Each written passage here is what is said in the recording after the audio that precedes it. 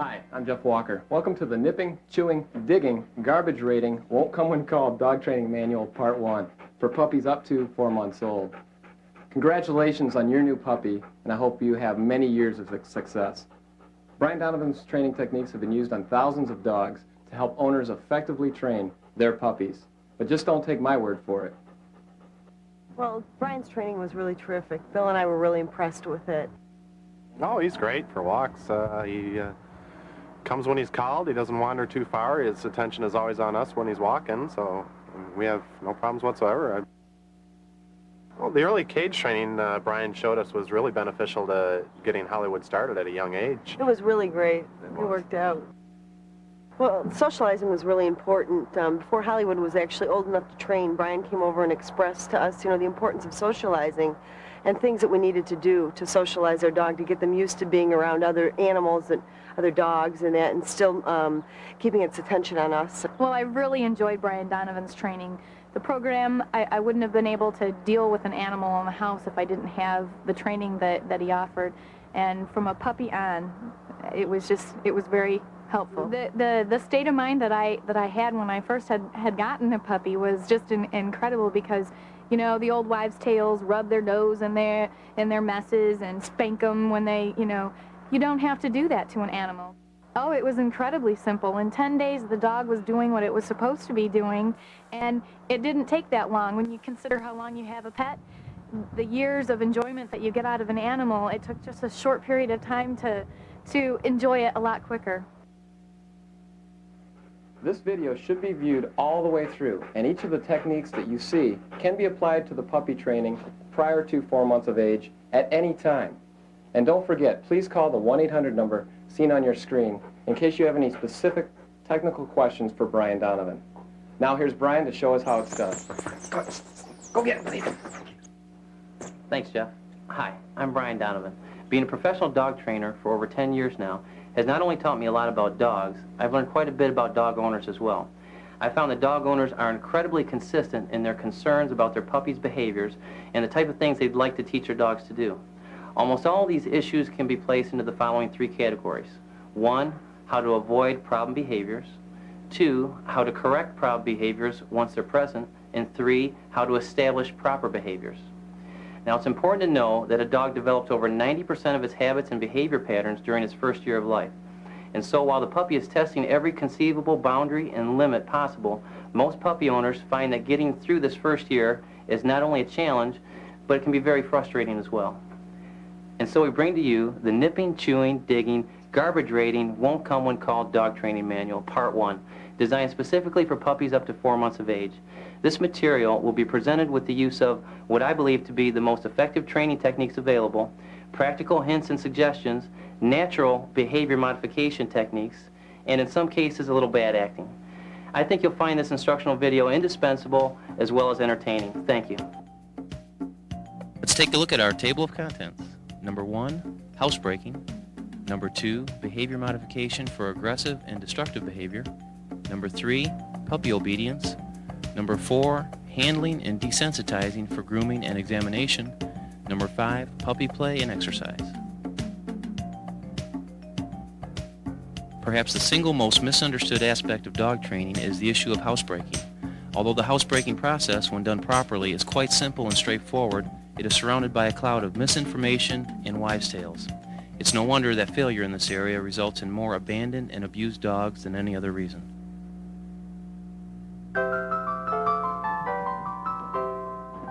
How you doing, honey? You wouldn't believe it. The dog went to the bathroom again in the house. How about we rub her face in it? No, I don't think that's a good idea. What if we rolled up a newspaper and hit her? No, I heard that wasn't a good idea. How about we get a baseball bat? No. What about a rolling pin, though? No, I heard that's not a good idea. How about an Uzi? That's definitely not a good idea. Wait. None of these are good ideas. These people need help. To help us with our puppy training, we're here today with Debbie and her dog, Benny. Benny. How you doing, Benny? And Benny is Lassa Apso. Lhasa Apso. And how old is Benny? 10 weeks. 10 weeks old. You're a pretty big kid for 10 weeks, eh? All right, the first thing we talk about is housebreaking, okay? Now for this, you got your pad and paper there. Now you had a bunch of questions you wanted to ask. I was told that you have a lot of concerns. You're at your wit's end on how to deal with your dog. Where do we start with the housebreaking? What kind of problems are you having with the housebreaking? Well, I thought it would be really easy, but it's not. I can't get him to go outside. Okay, now is the dog making mistakes when you're home or when you're away? Both. Both? Okay. Now, we can eliminate half those problems by making sure that when you're away or in bed sleeping, your dog should be in a cage. All right, now we're talking about housebreaking here. Anytime you train a dog, you want to make sure consistency is top priority. Consistency is important because the dog has to acquire a habit of what you're trying to provide for the dog. So when we're talking about consistency in housebreaking, the main thing is the dog's feeding schedule. Okay, if we can regulate the dog's input, we're going to be able to regulate the dog's output. I mean, if you feed him at the same times, he'll be going to the bathroom at the same times, and that's what we want to do. That's what we hope to accomplish. How often do I feed him then? Okay, a dog this age, you should be feeding him 3 times a day. Now, as a general rule, you might want to write this down. Until the dog is 6 months of age, you want to feed your dog 3 times a day. Okay. Now, after the dog is 6 months of age, you want to feed him twice a day until he's 1 year. Now, this is just a general rule of thumb. For the smaller dogs, they mature quicker, so you may be on a once-a-day feeding when the dog is 6 months old. The dog will tell you how much food he needs. If your dog requires a special diet, your veterinarian will tell you that, if you, since you should be taking your dog for regular visits for his inoculations. Now, the feeding schedule, not only should the dog be eating the same amount of times each day, he should also be eating at the exact same time each day.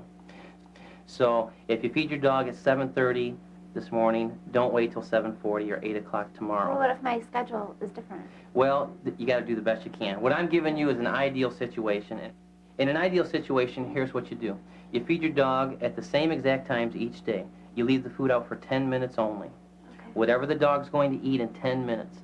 It's important that you don't leave the food out too long for the dog, because the longer you leave the food out, the more opportunity the dog has to eat whenever he wants.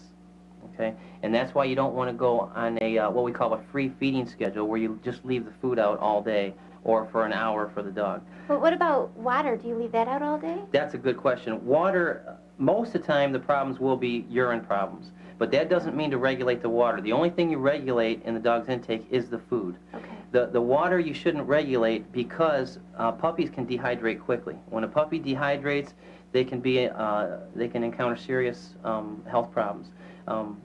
Especially if the dog is on a poor diet, or if the dog is real active, they start dehydrating, they have diarrhea maybe. You have to get the dog into the vet as soon as possible. So to minimize that risk, you want to make sure that the dog has access to water throughout the day until you go to bed. Now, when you go to bed for the evening, then you can pick up the water. He can go the whole night without water. What if he doesn't eat? If he doesn't eat, pick it up and give it to him the next meal. Okay? If your dog has been checked at the vet and he's free of parasites, you shouldn't have to worry if the dog misses a meal or two here and there. So you feed the dog those consistent times each day, 3 times a day. Now, the food is left out for 10 minutes, then you pick it up, and then for the first 10 days of this schedule, you're going to take your dog out whenever you think he has to go. Now, this is going to be hit or miss. Sometimes the dog's going to have to go, other times he won't. Now, the way you figure this out is by leaving the dog out for 5 minutes at a time. If he doesn't go to the bathroom after 5 minutes, you bring him back into the house. Now, when you bring him in, you got to keep an eye on him, because he may decide that that's the time he has to go. Now, if you're going to have problems, you're going to have times when the dog makes mistakes. Here's how you correct a dog for making a potty mistake. First of all, what you don't do. You do not hit your dog for making a potty mistake. You shouldn't hit your dog during the training at all. The idea of a correction is to associate the dog's behavior with something negative. Now, if the dog sees the correction, then that's what they tend to blame the correction on. So when you hit your dog, the last thing the dog sees is your hand, and if they see your hand, that's what they become fearful of. Now, to compound the problem of a harsh correction for housebreaking, If you correct your dog too harsh or after the fact, what happens is your dog does not associate the correction properly. And I'll go over each one of those. A correction that's too harsh, if the dog doesn't understand where he's supposed to go to the bathroom, and you start correcting him too harsh before he understands it, the dog's got to go whether you like it or not. So if he doesn't know, all he knows is that you don't like it around you because he gets punished severely for it. So what happens is the dog makes sure that you're nowhere around when he's got to go to the bathroom. So in other words, what he does is he runs into the other room and goes to the bathroom, and then you find it a few minutes later, okay? Now, you created that problem, so you have to make sure you give your dog no harsh corrections.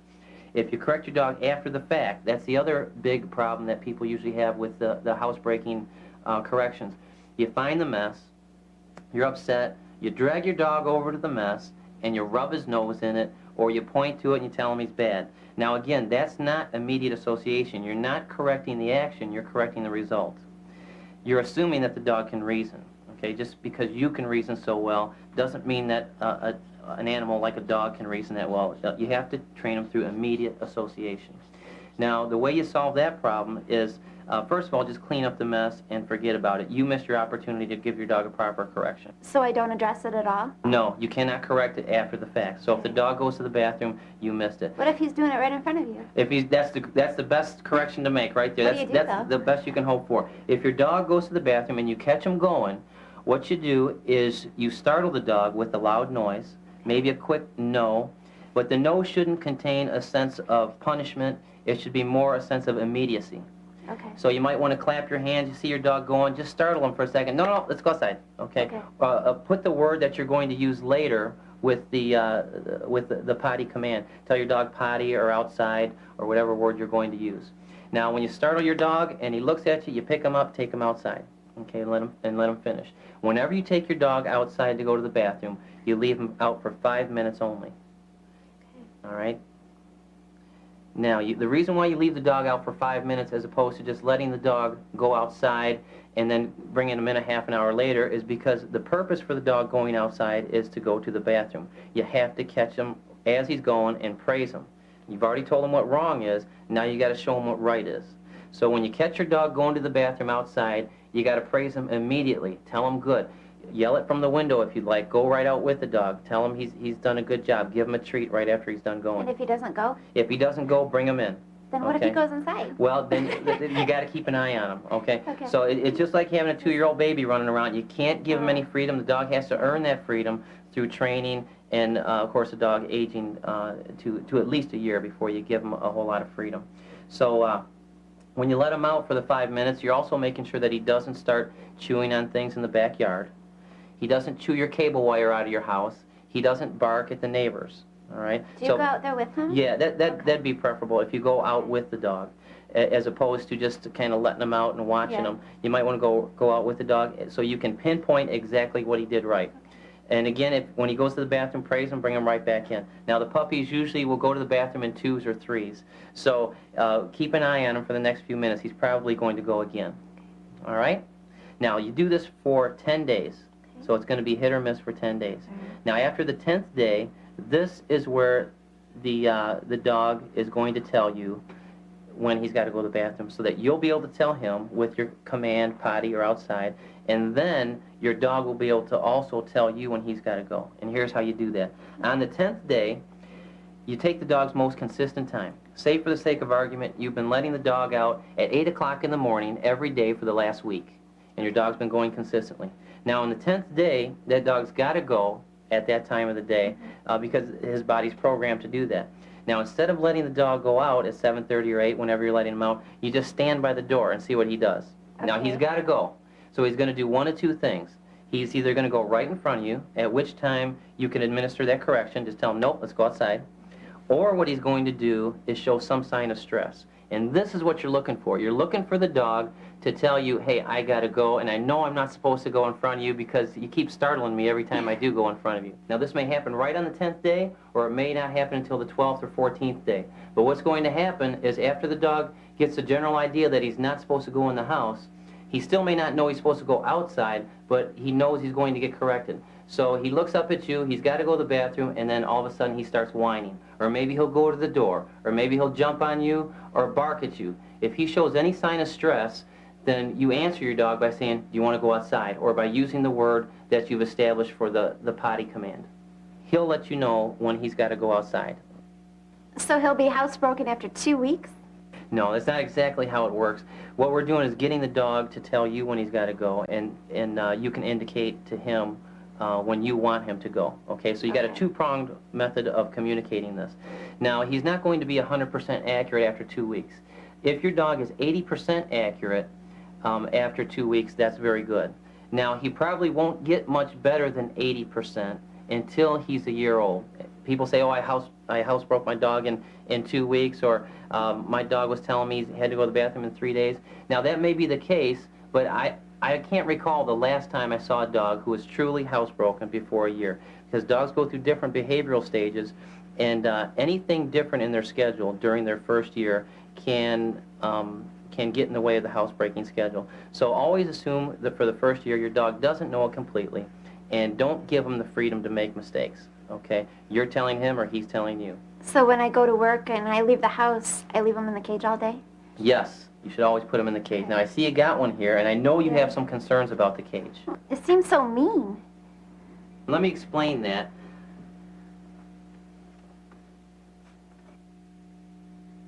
The reason why you use the cage is to keep the dog safe while you're gone. Also to establish good potty habits. Most dogs tend not to go in the place that they have to sleep. Not to go to the bathroom, that is. Now, if your dog does, well, there's not a whole lot you can do about it. You can section the cage off and make it smaller, but some dogs just don't have that instinct to keep their nest clean.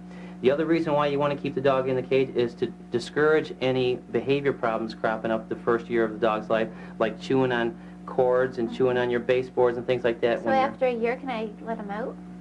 Yeah. What you do is you leave the dog in the cage whenever you can't watch him for the first year of the dog's life. The reason why the first year is because that's when, again, your dog is learning 90% of its habits and behavior patterns that's going to take with him the rest of his life. Now, if the dog is used to you leaving and him laying down in the cage and being quiet and not chewing on things that don't belong to him, that's what he's going to take with him the rest of his life. So at this point, the cage is just an attempt to avoid any behavior problems that might crop up at a young age. If your dog does have a chewing problem or digging problem when he's 6 months old because you don't have him in a cage, and he continues to have that problem until he's a year old, you may never solve it because he learned it at such a young age. It's an ingrained part of his behavior pattern. Now, let's look at what we have in the cage here. We have the dog's toy. We're going to talk more about this later. This is the dog's possession. This is his little room here. So he's got his toy and he's got his blanket. Now, the dog can destroy anything in his cage. Don't punish the dog for ruining his blanket, so make sure you have something that's expendable in the cage bottom. Now, when you have the dog in the cage here, you want to make sure the cage is in an area where it's cool, out of direct sunlight, and dry. And really, that's all there is to the housebreaking. It doesn't get any more difficult than that. One more time, consistency. That's the most important thing. And remember, dial the 1-800 number if you have any questions or concerns of what we just covered. The following is a summary of the housebreaking schedule. For housebreaking, remember, establish a precise feeding schedule, secure your puppy in his cage whenever he can't be supervised, establish a word or phrase for the potty command, use it when you're taking him out, outside, Benny, as well as when you praise him. Outside, good boy. On the 10th day, allow the puppy to establish his potty signal and continue this until the signal is consistent and reliable. Never make a harsh correction for housebreaking. Never make a correction after the fact. When correction is needed, make sure it's quick and it contains a sense of immediacy, not punishment.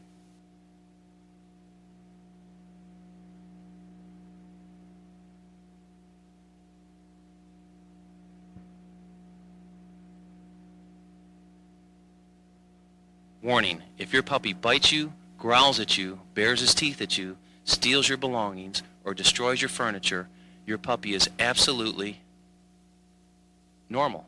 That's right. Puppies are constantly testing the limits. It's their job. And it's your job to show them the limits. And if you don't, well... Look them in the eyes, boys!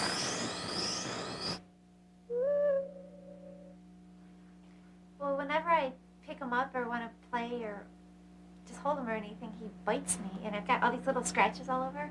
It hurts really bad. Yeah. Does he ever growl at you too? Yeah. And sometimes turn his lip up and kind of snap at you? Yeah. Yeah. Now, it doesn't mean he hates you. It doesn't mean your dog is mean. If your dog is normal, all normal dogs will test the limits of the aggression. Okay, this is part of our behavior modification. What we're going to teach the dog is how hard they can bite and play and still be sociable. Now, the exercise I'm going to show you is completely natural. All puppies in nature learn this. But first, let's take a look at the puppy's teeth. I'm sure that you know you can describe the puppy's teeth in one word, that is sharp. The puppy's teeth are razor sharp. Now, part of the function of having such sharp teeth is so the dog can learn how to use those teeth with the other members of his family and still be sociable. By the time this dog is an adult, if he wanted to, he could inflict great injury on anybody he felt threatened him. Now, he's got to learn how to use those jaws and those powerful teeth so that he doesn't hurt the members of his pack, or in this case, his family. Now, in nature, what happens is, I'll set the scenario for you. The puppy goes up to mother, bites mom too hard on the ear. Mom, of course, is in pain. She turns around, growls at the puppy, and pins him down to the ground. Now, what happens afterwards is the puppy may fight, he may cry, he may kick and scream, but she's going to hold him down. And then when the puppy settles down, then she starts cleaning them and licking them and treating them real nicely, okay? And that's how the puppy learns how to use those teeth without being offensive, okay? Same thing happens with the other litter mates. If you've ever been around a whelping box when puppies are playing, sometimes it sounds like they're killing each other because the puppies will fight, they'll play, and the play will get rougher and rougher until one of the puppies actually hurts the other puppy. And at that time, the other puppy will retaliate by trying to pin down the offender. Now, what I'm going to do here is when your puppy shows any kind of aggression, so remember, that's snapping at you, biting you too hard, growling at you, curling his lip up at you, here's what you're going to do. You're going to take the dog with 2 fingers around his neck, like this. Now, you're not going to squeeze the dog's neck. You're going to cage the dog with all your fingers. The 2 fingers around the neck is to simulate what mother dog does. The reason why we want to simulate this is because mother dogs have been doing this to puppies for millions of years. That's why we're trying to do the same type of thing she does. Okay. The only other thing we could do that's actually closer than this finger simulation here is to actually do it with your own teeth, and I don't think you want to do that. So I'm going to turn the puppy over. Now, this is kind of a harsh correction. You yell no while you're doing it, and then we're going to watch for that reaction. Now, remember, your dog can do one of several things. Your dog may just not fight at all, okay, and we haven't done it with this puppy yet, so we have no idea what he's going to do. When we roll him over, his limbs may just go limp. If he does that, we're going to go right to praising him. And he learned that he's been overpowered, so he's going to submit to us, okay? Now, another thing he might do is he may kick and scream for a little bit, and then he finally gives in. The only other thing he'll do is he won't give in.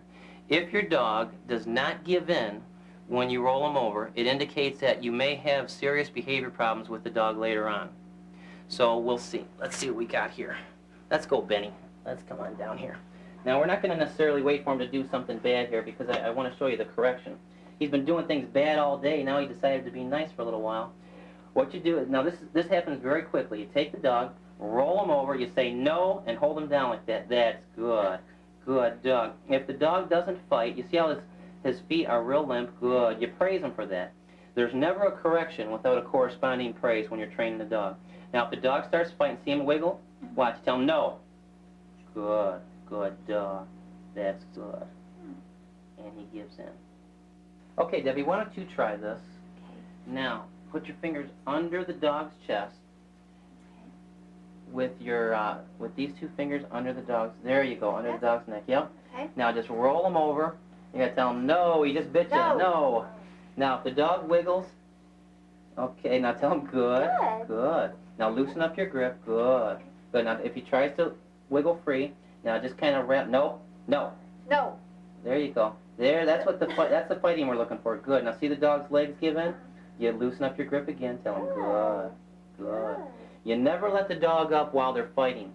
You only let them up when they submit like this. That's good. So how long do you do this for? You do it until the dog submits. Now, at any point now, we can tell the dog, that's it, let him roll over and go about his business. Okay. So real quickly again, we'll roll him over, and let's see if he'll fight. There we go. That's the fighting we're looking for. Now watch. Nope. No. Good. Good dog. See the reaction there? Good. Nope. Good. Nope. There's a good dog. That's good. See, now I loosen up my grip, and I'm petting the dog real gently. He's fighting again. No. Tighten up the grip a little bit. Good. That's good. Now again, at any point now, I can let him go. Nope. No. Good. Good. As long as he's fighting, no. Good. Now you'll be able to feel this in your hands. You'll be able to feel the dog's body relax. Nope. No, he's still not. So there's what we're looking for. Nope. No. That's good. Good. That's good. I knew you had more fight in you than that. There we go. That's good. Good dog. All right. Very good, little guy. Although you didn't hear it with Benny, don't be surprised if your dog makes quite a fuss when you administer this correction. It's not uncommon for the dog to show a great deal of stress, vocalizing, crying, kicking, trying to bite, that sort of thing. Whenever Benny does something wrong, I just do that, flip him over. And No, now remember, that correction is only for when the dog is being too aggressive, okay? Oh, okay. When he bites you too hard or growls at you. Now there's another correction that is for when the dog is getting into things that don't belong to him. Like when you catch your dog chewing on your shoes or chewing the phone cords or just generally grabbing something that doesn't belong to him, you're going to administer a different type of correction. Okay. Okay, this correction contains 3 criteria. First, it should be loud. Secondly, quick. And third, invisible. And that's the most important thing. If the dog sees the correction, that's what they tend to blame. So you don't want the dog to see your hand. You don't want your dog to see any kind of object you're going to use to make a loud noise. Now, what I mean by a loud noise, it could be clapping your hands, maybe stomping the floor, or maybe taking a rolled up newspaper and hitting your leg or something near the dog while the dog is absorbed in the activity that you want to stop. All right, now we're going to try a couple things with Benny, because if you can get away with just clapping your hands, that's great. Now I'm going to use something that dogs really like to get into. That would be tissue paper. Most dogs just love to get into tissue paper. Benny loves tissue. Yeah. So we will set this down, and when he goes towards the tissue paper, I'm going to administer a correction. Okay? Now, if clapping my hands doesn't work, then we're going to use a louder correction. All right? Now, it's going to be real loud. I don't want to startle you here. Okay. So here we go. You let the dog discover it himself. And when he does discover it, no! Good. When it startles the dog, you take him away from it. Good. Are you okay? And again, no correction without a corresponding praise. You take the dog away from the area quickly. So basically, you're just turning him around, so this is no longer in his picture, in his field of view. Then you praise the dog. You're praising the dog because he's no longer getting into trouble. Okay. Then you let him go again. If he goes towards it, no! Good. Good It worked. dog. There we go. Good dog. He's going to learn whenever he goes near that, the loud noise happens. And then whenever he looks back at me, then something good happens. Okay. Owners, on the other hand, tend to do just the opposite. They see the dog doing something wrong, they yell at the dog, call attention to themselves, and then administer the correction. So they walk in on the dog chewing up their favorite pair of shoes, they yell at the dog looks at them, and that's where the correction takes place while the dog is concentrated on the owner, rather than when the dog is absorbed with chewing on the shoe. Now, once the dog is avoiding the object, then you introduce the dog to his toy, okay? And make it real clear to him that that's his. He can have it. He can do whatever he wants with it. There's a good dog. Good. And then this disappears. We take that away. Good. Where you going, Benny? You taking your ball and going home? That's good. Good dog. Good. And every time the dog is out, if he does start to approach something that belongs to you, use one of those corrections. Now, a couple other corrections you might want to use. For some of the terrier breeds who aren't discouraged very easily, you may want to use like a milk jug, a plastic milk jug with pennies in it. Now, the idea, again, is the sound, it's loud, and it's invisible. Don't let the dog see it, okay? So if you see your dog doing something, shake it behind their head or drop it behind their back so the dog actually doesn't see it as it's happening, okay? All right, Benny, that was pretty good. Okay, let's review the behavior modification segment. For aggressive behavior, that is nipping, snapping, or growling, remember, immediately administer the rollover correction, then praise your pup for the desired calm behavior. For stealing, chewing, or destroying things that don't belong to your puppy, remember, the correction should be made immediately as the pup begins the behavior. The correction should be loud, quick, and invisible. The puppy should never see the correction itself.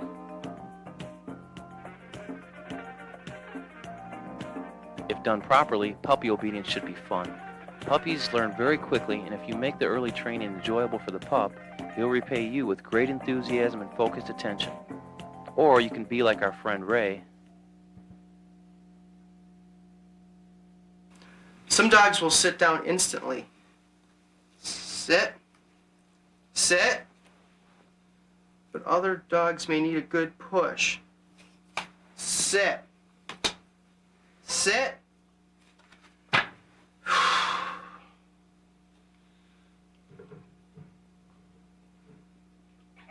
Okay, Deb. Now we're going to do something fun for the dogs. We're going to introduce them to dog obedience. Now, this obedience is not the same as what they're going to learn later on when they're a little bit older. This is puppy obedience. For this, we're going to need some equipment. We have it right here. Here we go. Now, for this, we're going to need a leash. A small leather or nylon leash is fine. And a buckle collar for the dog. Now, we're not going to use a choke chain. Use a regular buckle collar made of nylon or leather. All right? Here, why don't you put that on Benny right now? And we're also going to use some of the dog's food for luring the dog into the positions for the obedience commands. Okay, we're going to use some of the food that you normally feed the dog. We're going to put it in hot water. We have a cup of hot water here. Now, what the hot water does is it softens the food, adds a little bit of extra flavor with that warmth and the moisture there. Now we're going to use this as a lure to lure the dog into the positions that we're going to associate with the words. We're going to do sit, down, and teach the dog his name.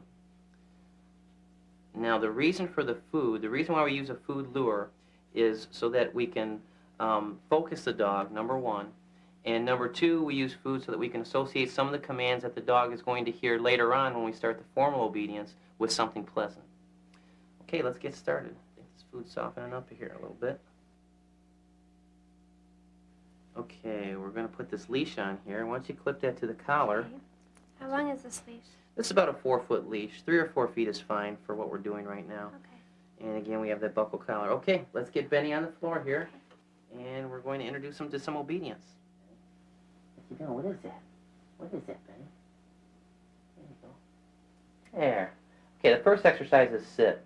Simply hold the food over the dog's head and back him up a little bit until the dog puts his butt on the ground. Now, if the dog doesn't want to work, if he doesn't want the food, then you don't have him do this. Good, good, sit. You don't make the dog do anything at this point. Remember the focus of this is to get the dog to associate the commands sit, down, and respond to his name with something good and to get him focused. If you start pushing the dog into position or making him do it, you're really going to turn him off to the obedience process. This is like preschool. So here we go with the sit. Sit. Good. Oh, he just naturally does that. Yeah. Well, you're luring him into the position with your hand. Now, don't do the sit pretty thing where you bring the food up and bring the dog's front feet off the ground. It looks cute, but you want to keep the dog's feet on the ground, all 4 feet on the ground at all times, because you don't want the dog to get used to jumping up to see what's in your hand. Okay? It may be cute right now, but later on you may have something in your hand that you don't want the dog to go after, and all of a sudden he's jumping up to see what you have. Here we go. Come on, Benny.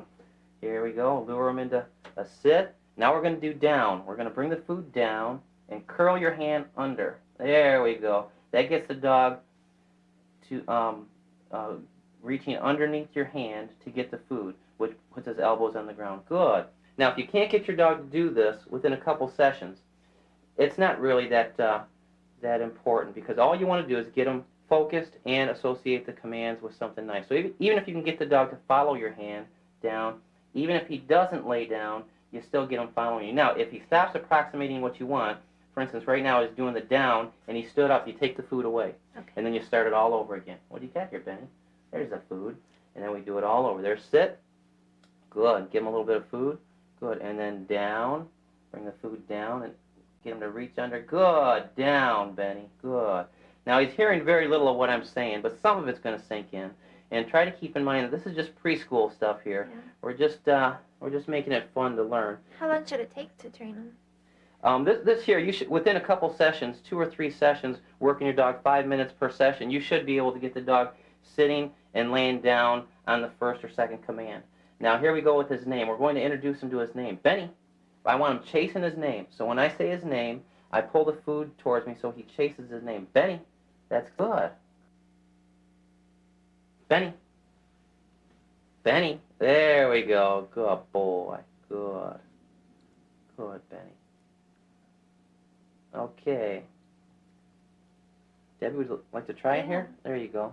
It's kind of soggy, kind of mushy. Now, with the hand that's holding the cup, hold the leash there. We don't want the dog running away. Okay. So we can keep the dog in close proximity to you.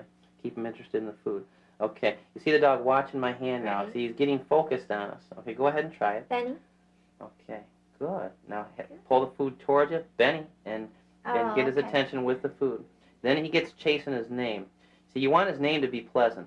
A lot of times dogs associate their name with something unpleasant because the owner's usually yelling at the dog. Benny, stop it. Benny, get in here. Benny, drop that. So the dog hears his name, and a lot of times they'll tend to walk the other way because their name doesn't sound too pleasant. Benny. Benny, there he is. You got his attention with his name. After 2 or 3 5-minute sessions of doing this with his name, you should be able to stop your dog dead in his tracks. When you say his name, he should whirl around and see what you want. Good. Now, when you lure him, instead of pushing him over like that, Yeah. why don't we try luring him with the food? Oh, okay. It's more effective, and it keeps the dog interested more, and then we bring him back around here like this, and then get him to do the sit. Let's see if we can get there. Keep him interested in the food. Keep the food close to him. There's a good sit. Tell him, good. Good, sit. Let him have the food. Good. Now, and when you give him the food, let him try to fight for it or get little pieces at a time. Otherwise, this happens. The dog spends 15 seconds chewing on the food, and then we lose the interest in it. Okay, here we go again. See him chasing it? Okay, now you do the same thing. Get him interested. Now bring the food down, straight down. Curl your wrist under. See if you can get him to put his elbows on the ground and... Do I tell him down? No, yeah, tell him down. Good. Down. Good dog. Good down. Do I Good. let him nibble on it like that? Yeah, let him nibble it a little bit. That's great. Okay. Good. Now get him chasing his name. Let's get him Okay. make his name sound exciting. Benny. Benny. Now start with it right in front of his nose, and Okay. then pull it away. Benny. Benny. There you go. Good. Once more. Benny. Benny. There you go. Real close. Oh, he's scratching there. Benny. See how distracted they get so easily? Ready, Benny? Here we go. There's Benny. Benny. Good. Benny. Good. I just want him chasing his name. He hears his name. Benny. Good. That's something nice, you see. All right. Go ahead and try it. Benny. Benny. Real quickly. He wants to scratch. Benny. There we go. There we are. Good. I think we have somebody off in the wings here who's interested in this game, too. Hey, Sophie, what you got there? Yeah. You're back. You're back. Okay. All right, let's do a little bit with Sophie here. Okay, that concludes the obedience. We're going to cut to the summary now so you can take some notes. And in the meantime, we're going to see if we can teach these dogs something to do here. Let's go. Come on, Sophie. I gotcha.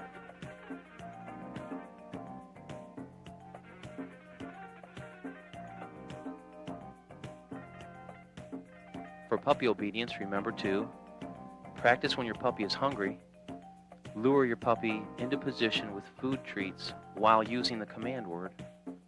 When your puppy executes the exercise, praise him by giving him the treat as well as verbal praise.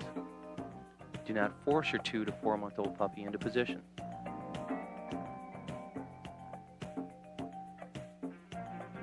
Your puppy should always trust and welcome your touch. If he's apprehensive or nervous when he's being handled or restrained, it could cause a great deal of stress, and if left unchecked, could result in fear biting or outright aggressive behavior, not to mention added expense at the grooming shop or veterinary clinic.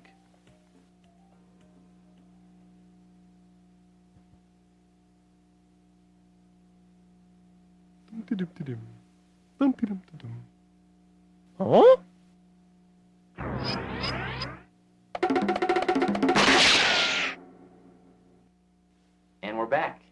Now, this next exercise we're going to do is probably the most important exercise you're going to do with your dog from the standpoint of behavior and getting the dog used to being touched and handled. Okay? Now, in a natural setting, the single activity that brings the pack closest together would be the mutual grooming. What we do here with the dog is we're going to turn him over, put him in a position where he's going to have to trust you. That would be that rollover position that we learned earlier. Now, this is not a correction. This is an exercise, so you do this real gently. And again, do this every day until the dog is a year old. Okay? You roll him on his back, and now if he fights, then you administer the correction that we learned earlier. If the dog doesn't fight, then you go about the examination. What you do is you just take one paw at a time and gently pinch between his toes. Get him used to being handled in a manner that he's not usually accustomed to. Good. Now, if he fights, you're going to correct the dog. If he relaxes, you're going to praise him. So you'll hear me vocalizing that praise throughout the exercise. That's good, Benny. Good. Now, watch when I let go of this paw. You see how limp his paw is. He wasn't fighting at all there. That's good, Benny. Looks like I got a good dog. Yeah. Now, for the viewers at home, you may experience quite a bit more fight than what Benny is exhibiting right now. And again, just remember the correction with your 2 fingers around the dog's neck and your other fingers around the dog's upper torso for that correction. You settle the dog down, and then you continue with the examination. Good, Benny. Good. Now we're going to look at his teeth here. Good. Looking at a dog's teeth or into the dog's mouth usually will elicit a negative response in the dog. They'll usually fight you a little bit, but as you see, when the dog's on his back and he's relaxed, you get very little of that. Look at the dog's eyes. Look in his ears. Good. Now this is also where you get the dog used to the sensation of a brush against his skin. Most dogs welcome being brushed as long as they know what you're doing. The dogs that don't like being brushed usually do not like the sound of the brush against their skin. So we're going to introduce the brush to the dog while he's on his back. Now, I'm not trying to get anything accomplished here as far as brushing him out and grooming. What I want to do is just get him used to hearing that on his skin. That's good. Good, Benny. Very good. Now you see Benny's very relaxed here. That's good. Okay, he's all done. Only let him up when he's relaxed like this. Okay? And you'll see that this is going to be the high point of his day. He's going to enjoy this because it's very relaxing once he understands what you're doing. They're only scared when they don't know what you're doing. Good. Now, once you get your dog used to being handled in this manner, when you take him to the veterinarian to get an examination, the dog is used to being touched and handled, so he's less apt to fight and show signs of stress. Same way with the groomer. You take the dog into the groomer, the dog is used to having his toes touched. When he gets his nails clipped, he'll put up less of a fight, and it'll be less stressful on the dog, and of course it'll be less expensive for the groom. And also with the training, if your dog is accustomed to your touch, the training procedures will go by much quicker with less stress on the dog. Okay, now we're going to enlist the help of another volunteer. Benny's not fighting too much, but we have another puppy here, Sophie. I think is going to put up a little bit more of a fuss. That way you'll be able to see the other end of the spectrum here. This is not what you can expect to find in most puppies. A puppy that's just relaxed while he's being handled initially. There we go. Why don't you take Benny, and then we'll bring Sophie in. Hey, Sophie. Come on, Sophie. This is Sophie. She's a Cairn Terrier. She's about 10 or 11 weeks old. Now we're going to do the same thing with her and see what her reaction is. Okay, again, you put the dog on their back. Oh, we're getting a little bit more fight already here. Okay, Sophie. Now you can see she's a little bit uncomfortable with that. So, nope. We're going to start. Nope. Good. You see her relax a little bit? Good, Sophie. Good. I'm going to begin by taking one of her paws. Now you see how she's reacting? That's more par for the course for puppies. They'll fight a little bit more. So, we'll take her paw. There, here we go. Nope, you settle her down. Good, good, Sophie. And then you start again. You take that paw. You can see if she's pulling away. You see her pulling away like that?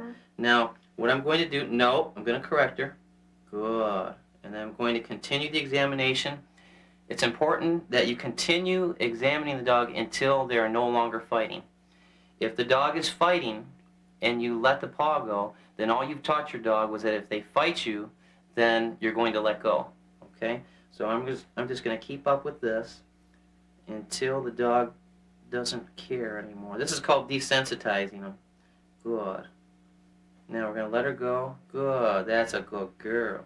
And then you go to the next paw. Now you see those back legs sticking up. We'll settle her down. Nope. Good. Good, Sophie. That's a good girl. Lots of praise when she gives a correct response. Now we'll go over here to this paw. You see the back legs go up a little bit? Nope. She's a little bit concerned about what I'm doing here.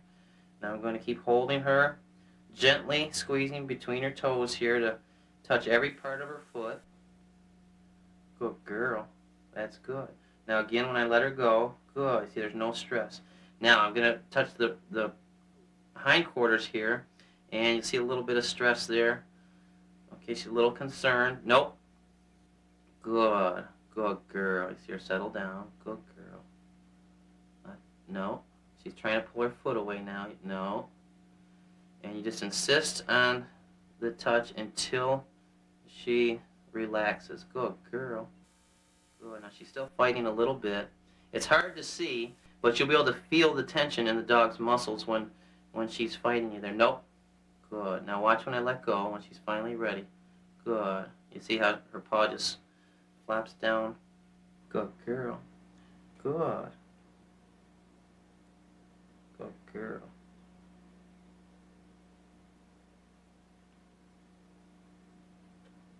Very good.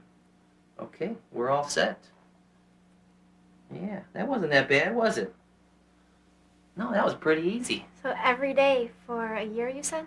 Every day until the dog is a year old, you should do that. Don't do it when you're in a hurry. Do it when you're watching TV or doing an activity where it's kind of quiet and you have a little time to spend with the dog. Don't rush through it. You want to go very slowly with this and get the dog accustomed to that touch so they learn that it's a positive thing, not something that they're going to learn to dread. That's a good girl. Thanks, Sophie. Okay, now we're going to talk a little bit about caring for your dog's physical needs. This is relatively simple. The main thing you want to concern yourself is veterinary care. Your dog should be up to date on its vaccinations, and if you suspect any health problems whatsoever, your dog should be in the veterinarian's office. Okay, now what we can do at home is we have some basic equipment here. Start from this end. We have brushes and various combs. We have a shedding blade, what we call a slicker brush, and a greyhound comb. You can forget about these for right now. What I find most effective for puppies up until they're 4 months is a brush similar to this. You see, with the rubber backing and the steel pins with the rounded tips, it's a very quiet brush. It gets your dog used to being combed and handled and his skin being brushed with a utensil in a real subtle manner. So this is what I recommend for puppies up to 4 months of age. All right. Now, while you're doing the brushing, you're going to have hair all over. This is what I recommend for the owners, is a lint brush. We're all familiar with this. We don't have to do much talking about that. Now, we also have some nail clippers here. We have various kinds. It's called the guillotine type nail clipper, and we have the scissor type or plier type nail cutter. Both of them are very effective, and it's more of a personal taste than anything else. When you cut your dog's nails, make sure you have some styptic powder on hand just in case you cut the vein which goes through the nail. It's called the quick. The quick grows out into the nail, and the part of the nail you want to cut off is the part that extends past the quick. If you do happen to cut the quick, it's going to bleed quite a bit, so you do need some styptic powder once again. And we mentioned the latex rubber dog toys. Make sure when you go into the pet store, the toy says latex right on it. And it's made specifically for dogs. This is everything I need to groom Benny? Yeah, I would consider this a basic kit. There are some other issues like regular grooming. Your dog should be groomed regularly. But unless you're skilled in the grooming procedures and the types of chemicals and shampoos that they use, I would say you leave that to the experts, the groomers. Okay. Okay? But other than that, we have a couple other things here. You see these bowls? We got some heavy ceramic bowls. The bowls should be heavy enough so it's difficult for the dog to tip them over. Okay? A lot of times puppies enjoy playing in their water, and when they do so, they'll tip the bowl over and saturate their cage or the kitchen floor or wherever you have it. These bowls are nice and heavy. Make sure it's not too high so that the dog can't put his head over into the bowl. So this type of bowl here would be good for, say, a German Shepherd puppy or a larger breed. For Benny, this is a little bit too high. You want a shorter bowl for him. Okay? Now, we also mentioned the leash, a 3 or 4 foot leash, and a buckle collar. Your dog is too young for a choke or training collar at this point, so for right now, the regular buckle collar and the 3 foot leash will be fine. I wanted to ask you about those bowls. We're thinking about getting another dog, so he has a playmate. And is it okay if they share bowls? To be on the safe side, the dog should have separate bowls. Okay? You may have a problem with dominance where one dog may not allow the other dog to eat. And in that situation, you know, you could have problems with that. I would get a bowl for food and a bowl for water for each dog. So you have 4 bowls for the 2 dogs. Okay? Okay, the only other piece of equipment we've left out in this segment would be the cage. We spoke about the cage in prior segments, and the main thing to remember is that the cage is not used for punishment. It's used to keep your dog as well as the home environment safe and secure. And that wraps up the physical needs for the puppy under 4 months of age. When desensitizing your puppy, remember, make sure you begin with the puppy in the rollover position. Apply the correction if your puppy shows agitation. Praise gently when your puppy relaxes.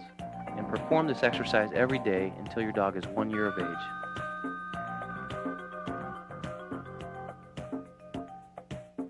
Okay, I know what you're thinking. When do we just get to play with the puppies? Let's lighten things up a little bit and take a look at puppy play activities.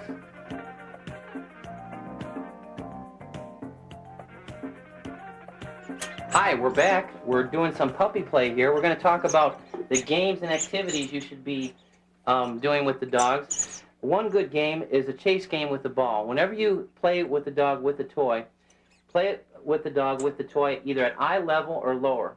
You don't want to have the dog jump up to retrieve a toy. It looks kind of fancy and the dog gets some exercise, but you don't want the dog jumping up to see what's in your hand. Keep the toy at eye level or lower and throw it for the dog to chase. Here, go ahead and put Benny on the floor here. We'll see if we can get him interacting a little bit. Of course, if you have 2 puppies, that's another good game. You have the puppies interacting with each other. Now, another game that you play that's a real natural game for puppies to play is a chase game. Take your dog in the backyard and have your dog chase you. Now, they like to play tag. When the dog chases you, oftentimes the dog will run away so that you can chase them. Don't play this part of the game. When your dog runs away from you, you want to ignore the game. You don't want it to be fun for the dog to run away. So when the dog runs away, you stop playing the game. Okay? Then when the dog's interested in you again, run away. When the dog's chasing you, make some noises, call the dog to you, and that will encourage the dog to chase you. All right? And again, toys where you have the toy at eye level or lower, throwing it for the dog to chase. Okay? Let's see if we can get one of them to play. Why don't you hold Benny? Ready, Sophie? It's hard to compete with another puppy when you just got a little rubber toy here. Ready? There we go. That's good. What's that? Good. Good. That's good. Again, they don't track very easily, so at this point, so you want to keep the toy low, close to their face. Let's try it one more time. All right, another game you can play. A lot of people like to play tug with the dog, and of course the dog likes to play tug as long as it doesn't get out of control. By that, I mean the dog shouldn't be growling, and see how he's shaking his head? He shouldn't be actually tearing at it like that. You want to stop the game by the time that happens. The way you get the dog to relinquish control of the object is, here we go. You take your forefinger and your thumb, and while the dog is pulling, you reach over on both sides of the dog's face and squeeze the dog's cheeks against the teeth, and he'll drop it, and then you can start playing again. Good. Now, why do you want to stop it at that point? Because you don't want the dog to start getting to the point where he shows outward aggression towards you, okay? Okay. There's no such thing as a game that's really not good to play with the dog, as long as you're both having fun. But if the dog takes it too serious, Yeah. or if they start getting too aggressive, then you want to stop it right there, okay? Being too aggressive, what I mean by that, again, is growling, or when they start ripping at the toy like that. We don't really want the dog to do that. So again, you have your forefinger and your thumb right under here, squeeze, and you can retrieve the object. If the dog starts taking the aggression out on your hand, ow, like that, then we have that, yep, we have that roller. Remember that earlier? Yep. No. Okay, and then we can tell, here we go. There you go, Benny. You can play with that. But that makes it clear to him that this is the thing you can play with, not your hand. Good, good. Let's get him all riled up here. And you pinch, and he lets go. That's good, Benny. Good, good. So you do that whenever he gets too aggressive. Now the toys that we have here, a soft latex rubber dog toy is an excellent toy for a dog. You don't want to use raw hides or toys that are too hard. The soft latex rubber is a real unique material that allows the dog to work his gums and his teeth. And if the dog does happen to destroy it and chew parts of it, then the dog's body can process this rather easily. Now I also have a T-shirt here. Now we don't want the dog to get used to chewing on your things, especially clothing. But if you make it clear to the dog that this is his stuff, these are his toys, then the dog will learn that everything else belongs to you. Okay. Now, if the dog does start approaching your things, he's playing with his T-shirt now. Later on, he may grab an article of clothing that belongs to you. Mm-hmm. Then you give him that correction that we learned earlier with the loud noise behind his back. And then once the dog is avoiding your article of clothing, then you introduce him to his again. Okay. This is going to have a unique scent to it. Both these toys are. He's going to learn that these are the only things in the house that smell like they belong to him. Everything else is your property. Okay? Here. Now, a couple of odds and ends here that are concerns for a lot of puppy owners, and I'm going to show you how to take care of those now. Dogs that jump. Puppies like to jump on you. Now, owners are real concerned when the puppies are real young about the jumping. I don't really want to do a whole lot with the jumping at this point. The reason why puppies jump, of course, is to get your attention, not to ruin your clothes and get you dirty. So when your dog jumps on you, until the dog is 4 months old, all I want you to do is ignore it. Okay? I don't want you to push the dog away. We don't want to correct the dog for that. We want the dog to enjoy coming up to us. Okay? And again, they're jumping for attention. So if they receive no attention for jumping, they're not going to jump. Now, it's a real passive method of training, but again, I don't want to send the dog the message that I don't want him anywhere near me. Okay? I don't want to step on his toes. I've read in books where you step on the dog's back toes when they jump, or you pinch their front toes when they jump up on you. But what we're going to do is just ignore the dog. They jump on you, you just stop petting them, don't even look at them. And then when the dog is back on all fours on the ground, then you give them the attention. Okay? That's just something that's I'm sure is a concern for a lot of people viewing from home. Okay. Guys. All right. And last but not least, we talk about socialization. Your puppies should be vaccinated properly.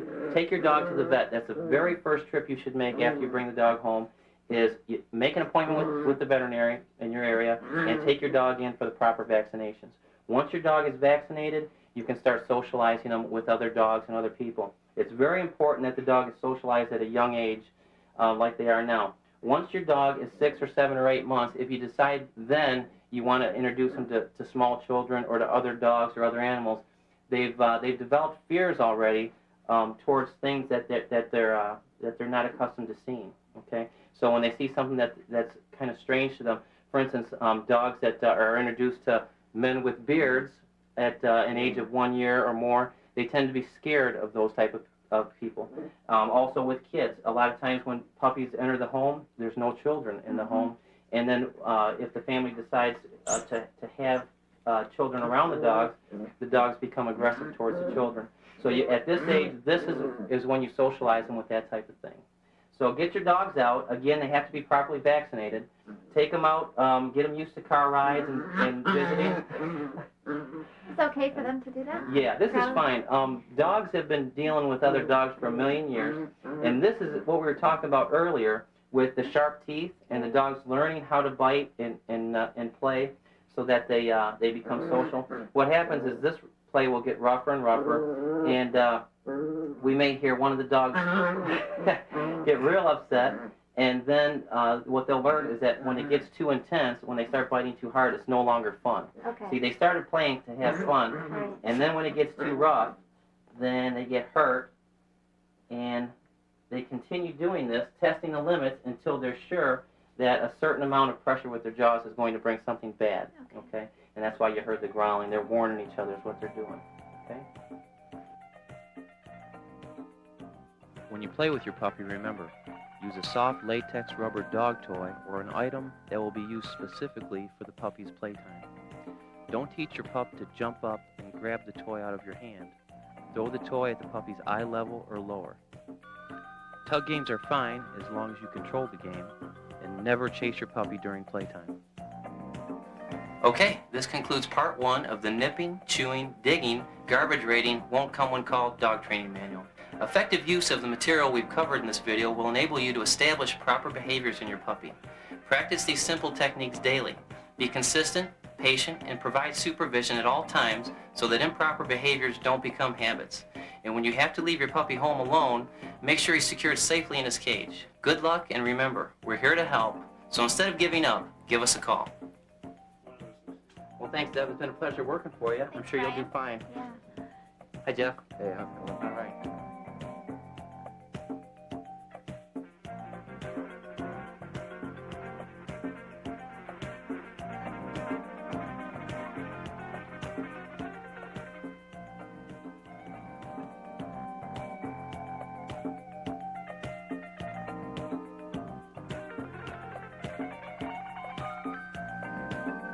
Okay, so you might have some questions or concerns. That's why Brian Donovan set up a handy 1-800 line so that you can call him if you have any questions on the material covered in the video or any other dog training matters.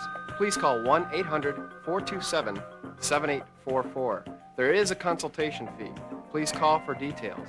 And don't forget, Part 2 is needed if your dog is over 4 months old. That's right, if he's 4 months old and he's jumping on your guests, he doesn't come when called, and gosh darn it, he doesn't have any manners, he's ready for Part 2. That's right, we'll cover the basic commands that you need to train your dog. Basics like sit, stay, down, heel, and much more. Brian's training methods in Part 2 are just what you need. You can order Part 2 simply and easily. Call 1-800-361-DOGS. That's 1-800-361-DOGS. And if you think your neighbor's dog is ill-mannered and needs some training himself, well, order one for them too. Take care.